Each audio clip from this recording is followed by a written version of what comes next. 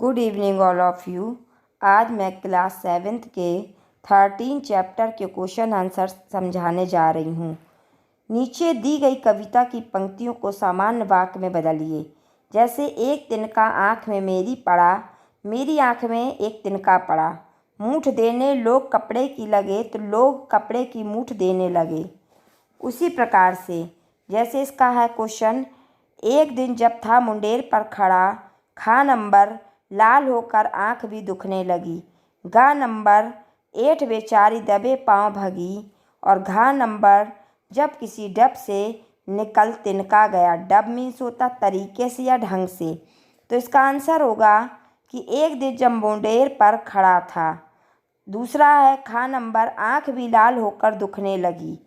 बेचारी ऐठ दबे पाँव भगी। गा नंबर और घा नंबर था जब तिनका किसी डब से निकल गया। दूसरा क्वेश्चन है, एक तिनका कविता में किस घटना की चर्चा की गई है जिससे घमंड नहीं करने का संदेश मिलता है।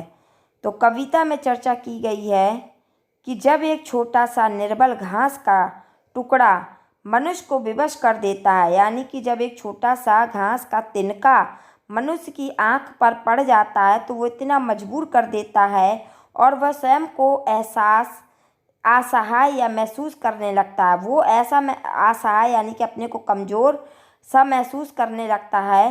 तो शक्तिशाली वस्तु तो मनुष्य को नामो निशान मिटा सकती है। जब वो छोटा सा तिनका मनुष्य के घमंड को चूर चूर कर सकता है तो कवि कहते हैं कि शक्तिशाली वस्तु तो मनुष्य के नामो निशान को भी मिटा सकती है। इससे मनुष्य को घमंड ना करने का संदेश मिलता है कि मनुष्य को कभी भी घमंड नहीं करना चाहिए। नेक्स्ट क्वेश्चन है, आँख में तिनका पड़ने के बाद घमंडी की क्या दशा हुई।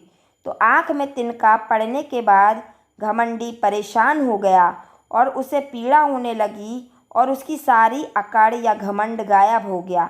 जैसे ही वो तिनका उसकी आँख में पड़ा, घमंडी परेशान हो गया और उस तिनके को जब तक उसने अपनी आँख से निकाल नहीं दिया तब तक उसको चैन नहीं मिला और उसका जो घमंड था कि छोटी चीज़ मेरा कुछ नहीं बिगाड़ सकती, वो घमंड उसका गायब हो गया। नेक्स्ट क्वेश्चन है, घमंडी की आँख से तिनका निकालने के लिए उसके आसपास के लोगों ने क्या किया। तो घमंडी की आँख से तिनका निकालने के लिए आसपास के लोगों ने कपड़े को लपेट कर मूठ बनाया। जब हमारी आँख में कुछ चला जाता है तो हम कपड़े को कॉटन के कपड़े को इकट्ठा करके उसको मुंह से फूंकते हैं और आँख में लगाते हैं। तो उसी प्रकार से उन्होंने मूठ बनाया और वे उसकी मदद से आँख में पड़ा तिनका निकालने का प्रयास करने लगे। और वो सोचने लगे कि हम इस मूठ की सहायता से जो आँख में तिनका चला गया है वो आसानी से निकल जाएगा और उसकी आँख सही हो जाएगी। नेक्स्ट क्वेश्चन है, एक तिनका कविता में घमंडी को उसकी समझ ने चेतावनी दी। ऐठता तू किस लिए इतना रहा, एक तिनका है बहुत तेरे लिए। इसी प्रकार की चेतावनी कबीर ने भी दी है। तिनका कबहु न निंदिए पाँव तले जो होए, कबहु उड़ी आँखें परे पीर घनेरी होए। तो इन दोनों में क्या समानता है और क्या अंतर है, लिखिए। तो इसका है कि दोनों में समानता क्या है कि दोनों ही दोहों में तिनके को शक्तिशाली ना समझने की चेतावनी दी गई है कि मतलब यानी कि दोनों जो दोहे बताए हैं तिनके को शक्तिशाली नहीं समझना चाहिए। दूसरा पॉइंट है, एक नन्हा सा तिनका आदमी को बेबस कर सकता है, यानी कि वो छोटा सा तिनका जब उसकी आँख में चला गया तो आदमी कितना मजबूर हो सकता है ये बताया गया है। और दोनों में अंतर क्या है कि पहले काव्यांश में तिनका किस प्रकार कष्ट पहुंचा सकता है, यानी कि जब आँख में पड़ जाता है कोई चीज़ तो किस प्रकार से हमारी आँख लाल हो जाती है, किस प्रकार से हमें पीड़ा होती है, ये बताया गया है।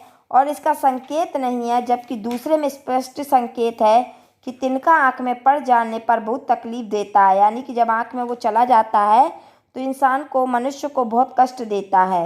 दूसरा पॉइंट है, पहले काव्यांश में घमंड न करने की सलाह दी है कि कभी भी किसी मनुष्य को घमंड नहीं करना चाहिए, जबकि दूसरे में तिनके की भी निंदा न करने की सलाह दी गई है।